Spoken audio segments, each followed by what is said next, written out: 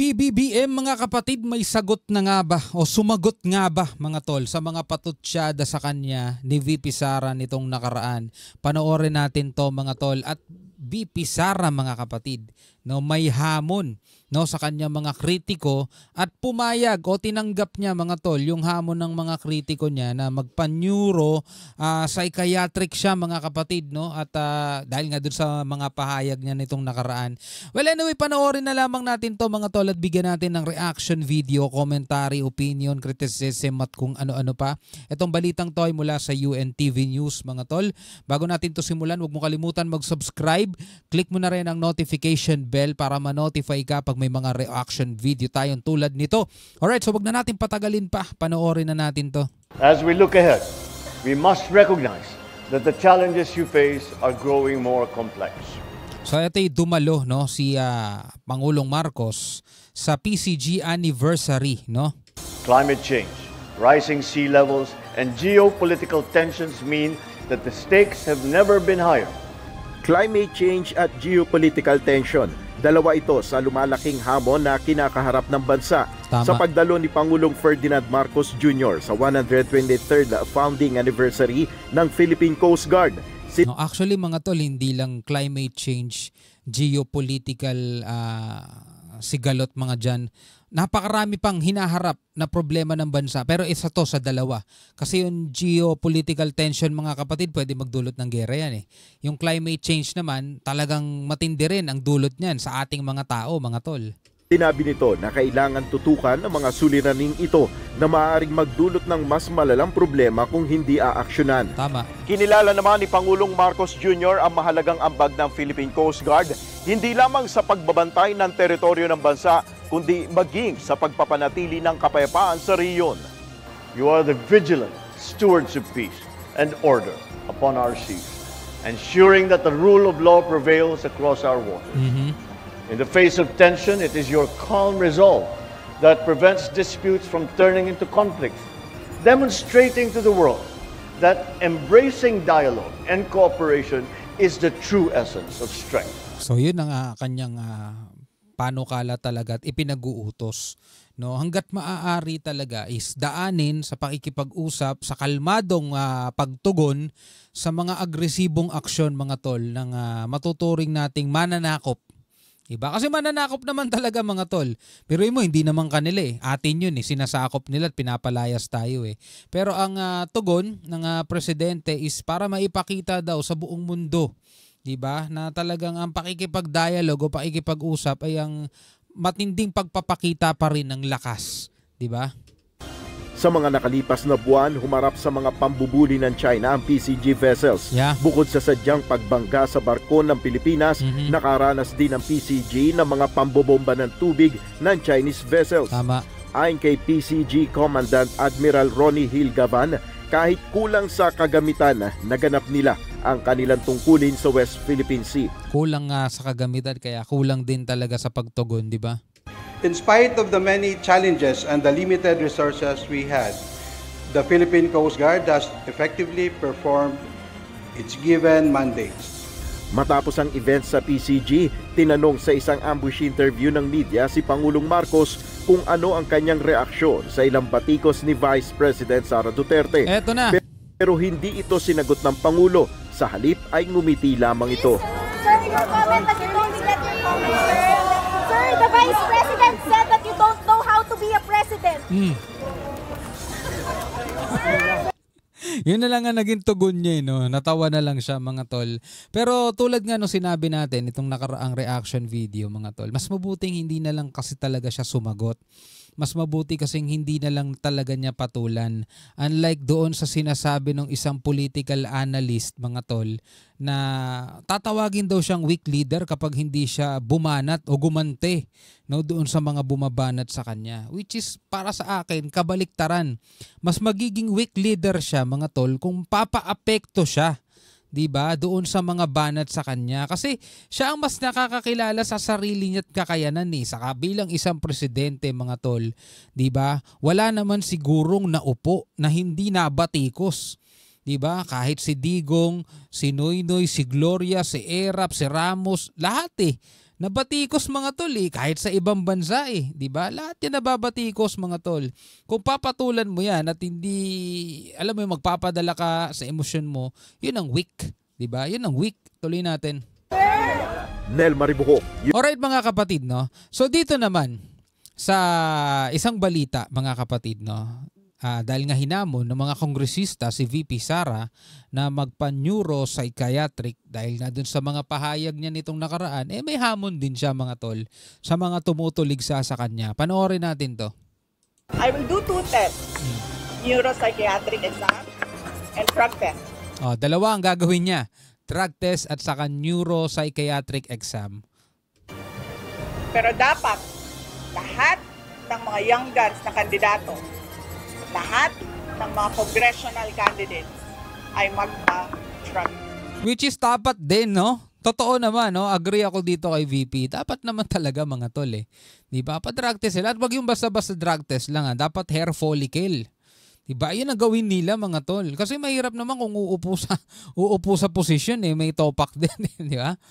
Hinamon ni Vice President Sara Duterte ang mga tumutuligsa sa kanya na sumailalim din sa neuropsychiatric exam at drug test.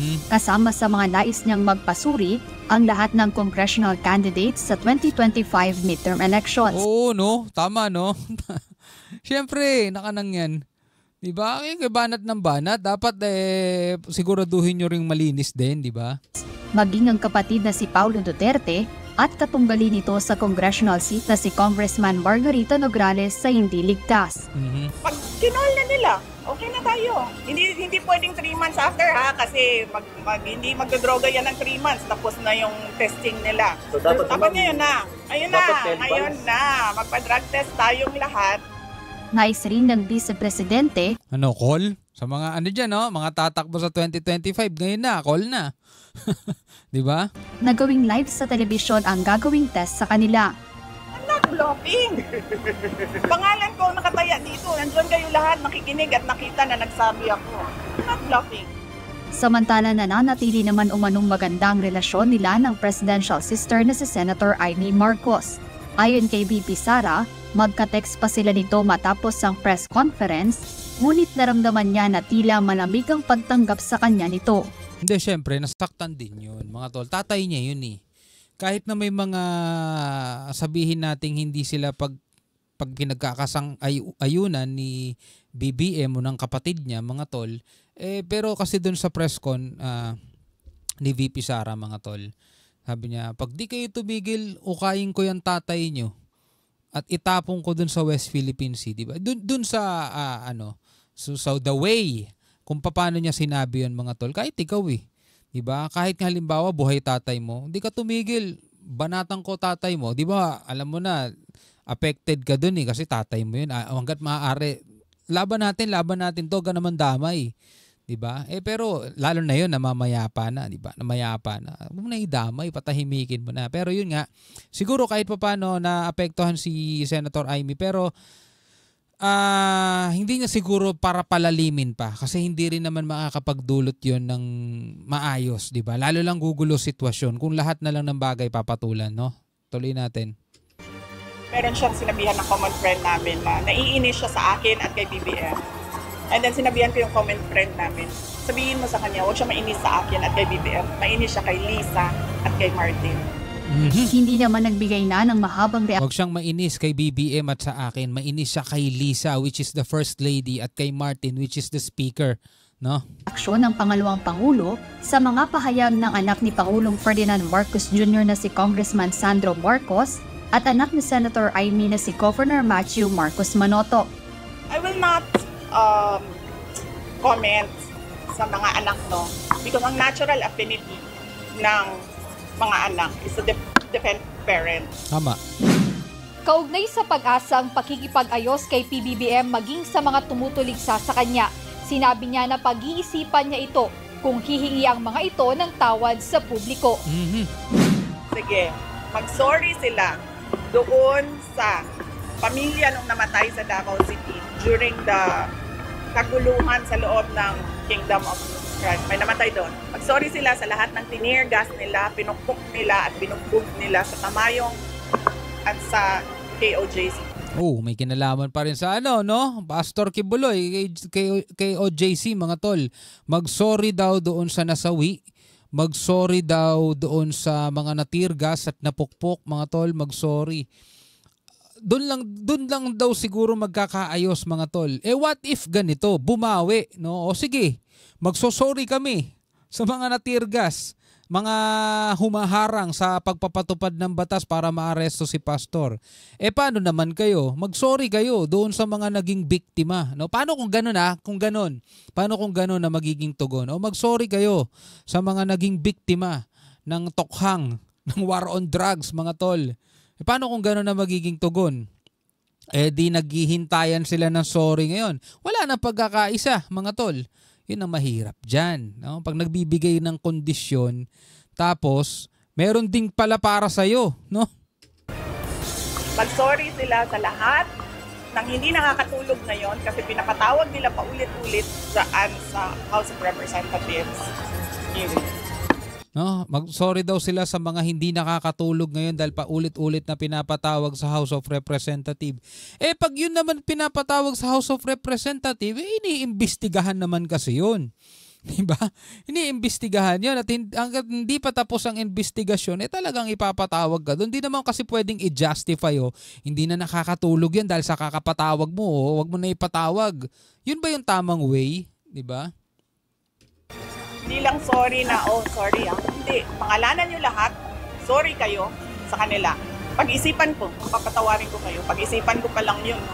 Di ba? Yun ang kondisyon ni VP Sara. Kung papatawarin niya, pag-iisipan niya kung papatawarin niya, kung magsosorry daw ang administrasyon, una doon sa nasawi daw, doon sa Davao, nung nagkaroon ng girian, doon sa Kingdom of Jesus Christ, mga kapatid. Tapos yung mga natirgas daw, mga napokpok doon. Di ba? Yun nga mga tol madali lang kasing humingi ng sorry, di ba? Madali lang humingi ng sorry sa totoo lang Pero what if kung etong mga etong nasa administrasyon mga kapatid na bumabanat din kay VP Sara, ganun din ang hingin. O sige, hihingi kami ng sorry. At pagkatapos namin humingi ng sorry, humingi ka rin ng sorry o humingi kayo ng sorry ng pamilya mo sa mga nasawi, sa mga biktima nung mga naitumba nung war on drugs ni Pangulong Duterte dati, mga tol. What if lang naman ganun ang magiging tugon? Di wala nang katapusan 'yan. 'Di ba? Ang hirap nun. Kailangan natin ng pagkakaisa ng mga leader natin dahil sila yung ibinuto natin dyan para tugunan o para solusyonan yung problema ng bansa.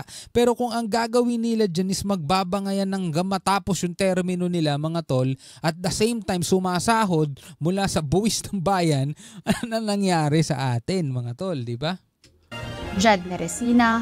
Ay, naku po. Anyway, mga kapatid, kung ikaw ay isang Pilipino, ano masasabi mo rito? Comment ka na lamang sa ibaba. Hanggang sa muli, ako nga pala si Shobal D. Peace out.